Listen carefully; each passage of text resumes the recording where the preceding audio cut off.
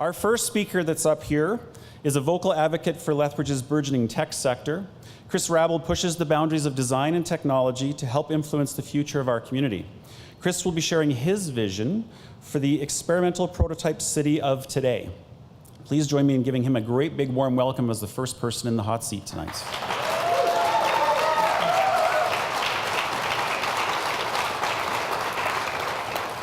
All right, Trevor, here we go. Yeah! Okay. Energy, this is great. Okay, so whenever we're ready, let's go. So hi everyone, just as a reminder, please turn your tricorders and communicators to silent mode. I'm as excited as you to use my new iPhone 20 that the Amazon Prime drone dropped off at my door today, but please wait until after the presentation. As some of you might know, today, October 24th, 2038, is a pretty special day. Today marks the 21st anniversary of the IgniteYQL event, the first of which was held way back in 2017. We've seen a lot of changes in Lethbridge since then. In 2019, the U of L's Destination Project was unveiled. In 2022, we saw the opening of a performing arts center. And just last year, construction began on our city's third bridge, Chinook Trail. If you take a look at how our city has grown over the last 50 years, our population has almost doubled to 130,000 since 1998. And you see that in the next 2 decades, we're on track to go over to 160,000 people. So what are we doing to prepare for our city's future? Well, to do this, I think it's helpful to remind ourselves of the challenges we faced as a community 20 years ago in 2018, and to take a look at how we solved them. The first challenge that we faced was an unparalleled opioid crisis. This one took tons of help from the community. Engagement sessions, a dedicated outreach team, a supervised consumption site, recovery beds at the hospital, and other things that I think Peter's going to talk about. This also led us to address the issue of affordable housing in our city.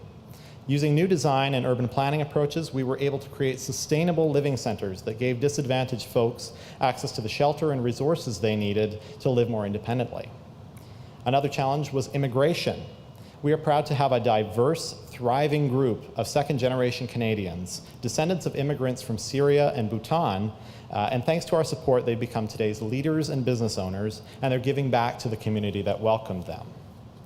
In addition to welcoming new Canadians, we also made strides toward reconciling with our First Nations populations. Inclusive policies and extensive collaboration between the city and Aboriginal governments have allowed us to expose the truth and to begin the process of reconciliation and healing.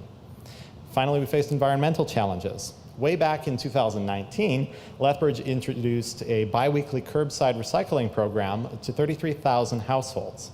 And in 2030, we achieved the goal of diverting 65% of our city's waste away from the landfill. It's great to look back at how the city has grown in the last 20 years, but where is it heading? Let's start on the west side. This is the fastest growing area of Lethbridge and has been the site of numerous firsts. West Lethbridge is now home to nearly 50,000 people. That's 40% more than in 2018. The ATB Center and crossings areas are the focal points of this community, and the developments have incorporated medium-density housing and retail in addition to business and professional space, so more people can live close to where they work. And once completed, the $100 million Chinook Trail Bridge will act as a vital link between the communities of Sunridge, Riverstone, and Watermark with the city's south side, and will encourage even more efficient transit and commuter routes. The north side of Lethbridge has seen the growth of subdivisions like Black Wolf and Legacy Ridge. These are thriving communities of young families who take full advantage of the nearby Legacy Park. North Lethbridge also acts as the city's agri-food hub with the Cavendish Farms potato plant in the Sharing Industrial Park. It's also home to our local startup incubator, Tech Connect, which has played a vital role in developing the knowledge workforce and digital economy that our city is now known for. The south side is still Lethbridge's economic hotspot, and it's where half the city's workforce is employed. Thanks to the city's investment in bike lanes and other transit improvements, it's now easier and much safer to get around in healthy and environmentally friendly ways.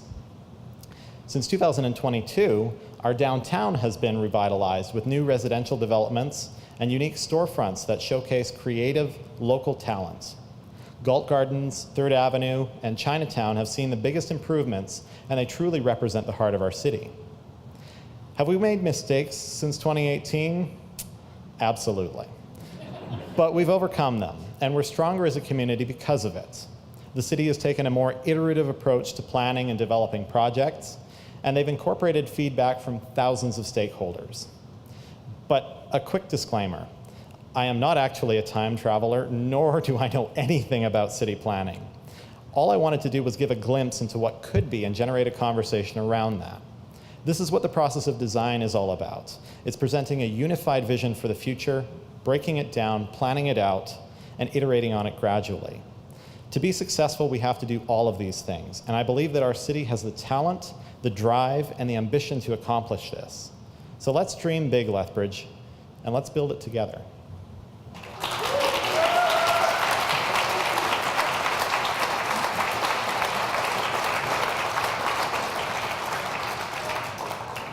Great way to lead us off, Chris. We appreciate your hard work there.